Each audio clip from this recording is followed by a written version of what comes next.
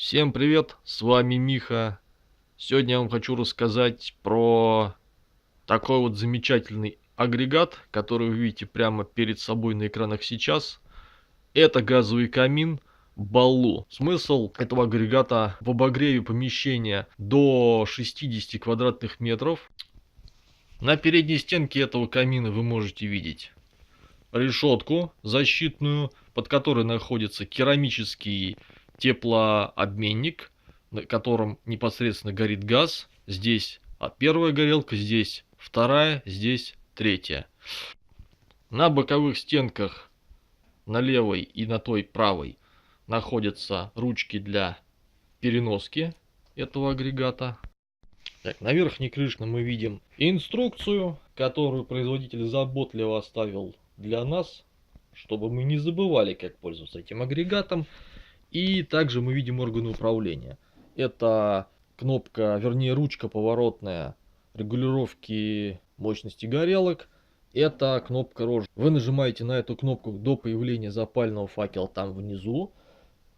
И потом с помощью поворота этой ручки вы выставляете необходимый уровень нагрева и наслаждаетесь. И, наконец, сзади находится отсек для установки газового баллона с металлическим фиксатором этого самого баллона. Баллоны поддерживаются до 27 литров. Они помещаются в корпус устройства. И отдельно, в принципе, можно, инструкция это не запрещено, можно ставить рядом с ним газовый баллон на 50 литров. Для того, чтобы камин заработал. Далее мы, зажигаем камин, должна заработать запальная горелочка внизу.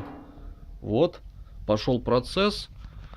На видео пламя не очень хорошо видно пока что, но сейчас буквально через некоторое время все это будет вам видно. Прошло около минуты с этого момента. Накальная сеточка, как вы видите, стала немножко красного цвета. Ну, на видео не так хорошо это видно, но тем не менее она становится красной и обогревает инфракрасными лучами ваше помещение. Это одна горелка. Дальше мы можем включить, соответственно, 2 и 3 горелки.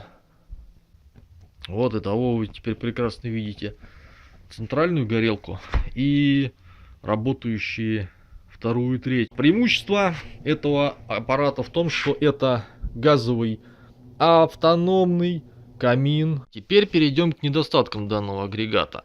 Лично я выявил только один.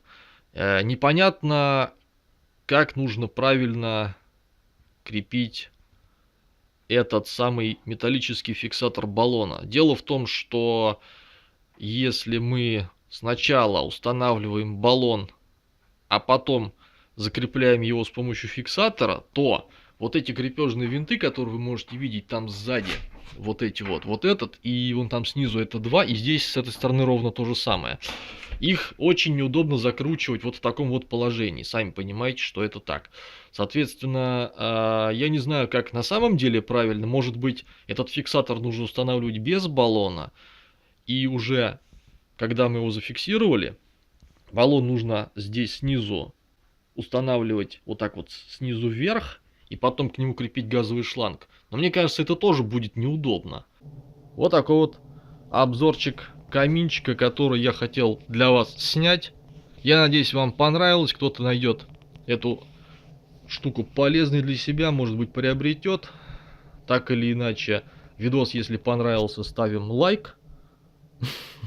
Можете подписаться, репостить видео и наслаждаться просмотром. И ждать других видео, ребят. Всем спасибо за внимание и до новых встреч.